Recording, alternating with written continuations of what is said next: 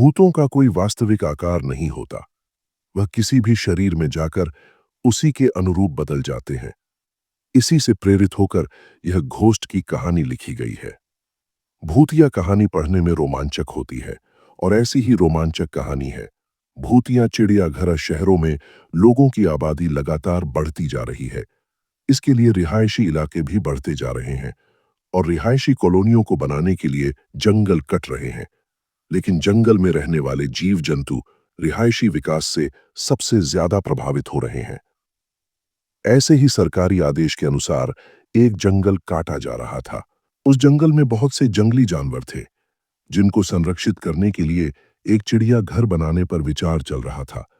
ठीक तभी प्रशासनिक निर्णय से एक बहुत पुराने खंडहर को चिड़ियाघर में बदल दिया जाता है और कटे हुए जंगलों से जितने भी जानवर पकड़े गए हैं उन्हें इसी चिड़ियाघर में लाकर रख दिया जाता है। लेकिन सभी इस बात से अनजान थे कि यह खंडार कोई साधारण भवन नहीं है, बल्कि भूतों का एक रहस्यमय ठिकाना है। आज भी कई भूत खंडहर के कोने कोने में उपस्थित हैं और प्रशासनिक अधिकारियों को भूतों की दहशत का नमूना जल्द ही दिखाई देने वाला था, क्योंकि जितने भी जानवरों को खंडहर में लाया गया था सभी के बर्ताव डरावने हो चुके थे। उनके पिंजड़े के करीब जाते ही वह जोर जोर से आवाज निकालने लगते। मामला जानवरों से जुड़ा था, इसलिए पशु चिकित्सक को चिड़ियाघर बुलाया जाता है। लेकिन पशु चिकित्सक को भी कुछ खास जानकारी नहीं मिलती। सभी जानवरों के खून की जांच करने के बाद भी उनके शरीर में किसी तरह का कोई इन्फेक्शन नहीं पाया जाता। दरअसल जानवरों के अंदर भूत होना कल्पना से परे था, इसलिए पशु चिकित्सक अपने विज्ञान के माध्यम से इलाज करने का प्रयास कर रहे थे। बहुत जल्द चिड़ियाघर दर्शकों के लिए खोला जाना था, लेकिन जानवरों का ऐसा हाल देखकर आम जनता के लिए चिड़ियाघर खोलने के फैसले पर रोक लगा दी जाती है। शासन की मुश्किलें बढ़ती जा रही थीं और जानवरों की हालत बद से बदतर होती जा रही थी। उन्हें एहसास होने लगा था कि जानवरों के जंगल को काटकर शायद हमने बहुत बड़ी गलती की है। चिड़ियाघर के अंदर भालू, हाथी, शेर, सांप और कई तरह के पक्षी रह रहे थे। एक रात सभी जानवर भूतिया प्रभाव से उग्र हो जाते हैं और खंडहर की दीवारों को धक्का मार मार के गिरा देते हैं। दीवार गिरते ही सभी जानवर रिहायशी क्षेत्रों की तरफ दौड़ पड़ते हैं। भूतिया चिड़ियाघर खाली हो चुका था और सड़कों में जानवर मौत का तांडव मचा रहे थे। रास्ते से निकलने वाली गाड़ियों को हाथी अपने हमले से क्षतिग्रस्त कर रहे थे और शेर, चीते इंसानों को कई टुकड़ों में काट रहे थे। शहर की सड़कों पर खून की नदियां बहने लगीं और प्रशासन हाथ में हाथ धरे बैठा था। किसी को कुछ समझ में नहीं आ रहा था कि इतने सारे जानवरों को कैसे काबू में किया जाए। सारे शहर में कर्फ्यू लगा दिया गया था। सभी को लग रहा था कि जंगली जानवर अचानक जंगलों के कटने से पागल हो चुके हैं, इसलिए इतना नरसंहार कर रहे हैं।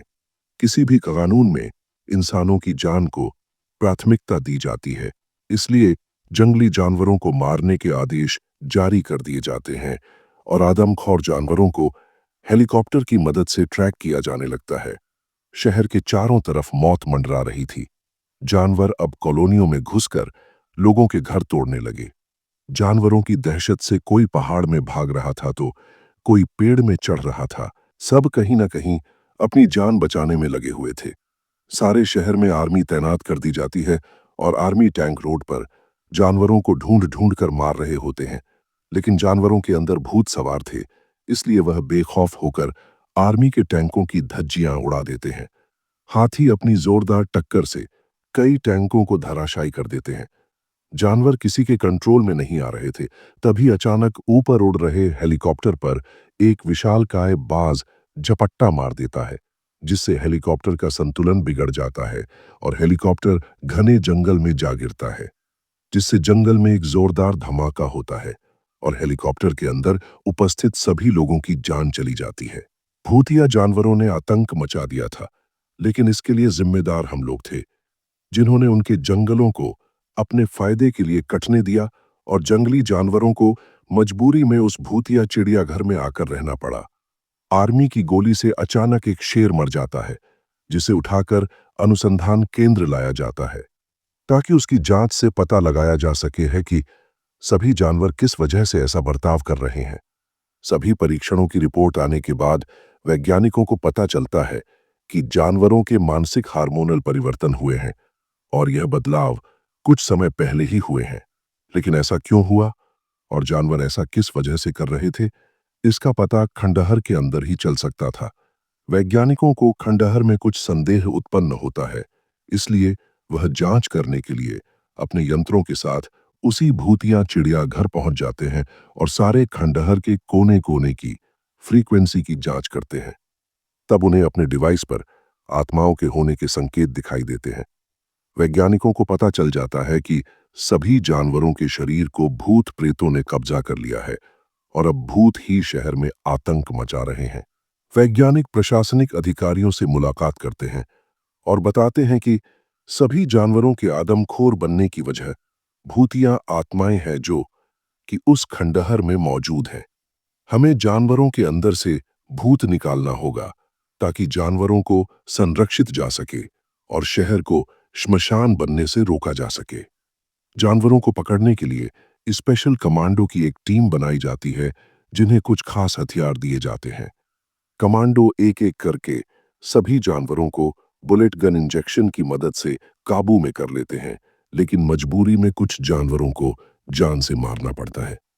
जानवरों को रिसर्च सेंटर लाया जाता है और उनके मानसिक बर्ताव को ठीक करने के लिए उनका न्यूरो हार्मोन ट्रांसप्लांट किया जाता है।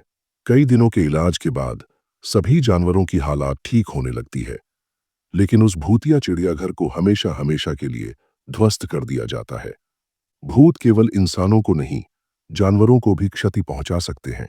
यह बात वैज्ञानिकों को समझ में आ चुकी थी और जानवरों के आतंक के खत्म होने के साथ ये कहानी भी समाप्त हो जाती है।